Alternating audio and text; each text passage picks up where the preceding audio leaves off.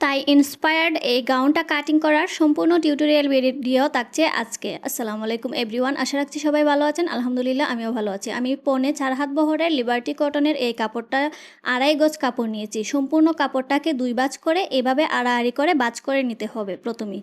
এটাই হচ্ছে এই ড্রেসের মূল একটা ভাঁজ। এটা যদি দিতে পারেন তাহলে খুব ইজিলি আপনিও এই ড্রেসটা মেকিং করতে পারবেন। 46 বডির কোমর হচ্ছে 40 ইঞ্চি। 40 ইঞ্চির থেকেও আমি এখানে আরও বেশি নিব 4 ইঞ্চি, কারণ কোমরে সামান্য কুচির আভাস থাকবে। এজন্য আমাকে 4 ইঞ্চি বেশি নিতে হবে। তো সেই মাপেই কিন্তু আমি কাটিং করছি। আর কোন জায়গাটা কিভাবে রাখছি, সাইডের দিকে কিন্তু একটু কম কাটিং করেছি, পেটের দিকে একটু বেশি কাটিং করেছি। আর 2 সাইডের থেকে আরেকটু সমানে কিন্তু এভাবে করে আমি 31 ইঞ্চি পর্যন্ত কোমর থেকে নিচ পর্যন্ত মাপ নিয়ে সম্পূর্ণ রাউন্ড শেপটা দিয়ে দিচ্ছি। আর এটা কিভাবে দিচ্ছি আপনারা কিন্তু ভালোভাবে দেখতে পাচ্ছেন। এবার আমি কাটিং করে নিচ্ছি। কাটিং কিন্তু আমি আগে কোমরের দিকে কাটিং করে তারপর নিচের দিকে কাটিং করছি সম্পূর্ণ রাউন্ডটা। রাউন্ডটা কিন্তু আমি সবটা জায়গা একই মাপের নিয়েছি, 19-20 করিনি। অনেক সময় দেখা যায় এ ধরনের ড্রেস মেকিং করলে সামনের দিকে ঝুলে যায়, তো সেই ক্ষেত্রে কী করবেন, একই মাপের কাটিং করবেন।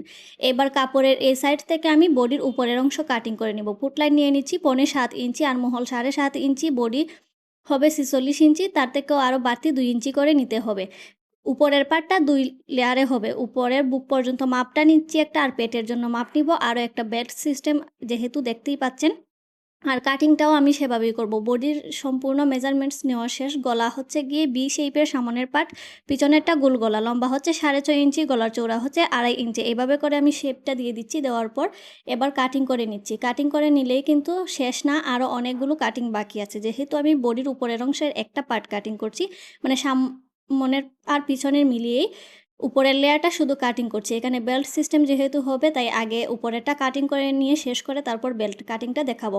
এবার আমি গলাটা কাটিং করে নিয়েছি, পিছনের গলাটা আলাদা করে সামনের গলাটাও কাটিং করে নিব।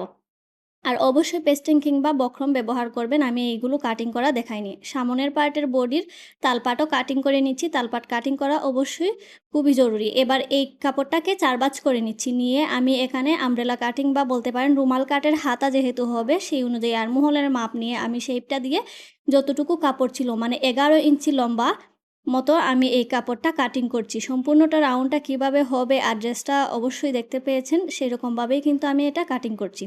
যথেষ্ট পরিমাণ কাপড় ছিল, তাই আমাকে কোনো কষ্ট করতে হয়নি কাপড়ের জন্য। এটা হচ্ছে হাতা ডিজাইন হবে। এবার বডির উপরের আর নিচের মাঝখানের অংশের যে বেল্ট সিস্টেমটা হবে, ওইটার জন্য আমি বডি সমান লম্বা এবং চৌড়া নিচ্ছি 6 ইঞ্চি নিয়ে। এভাবে করে আমি 2টা বেল্ট কাটিং করব, সামনের একটা পিছনের একটা। বেল্টটা কিন্তু আবার জয়েন্ট হবে, এটার উপরে আর নিচে 2টা পার্ট বসানো হবে সামান্য কুচি কুচি সিস্টেমে। এটা হচ্ছে এটার সম্পূর্ণ মেজারমেন্টস।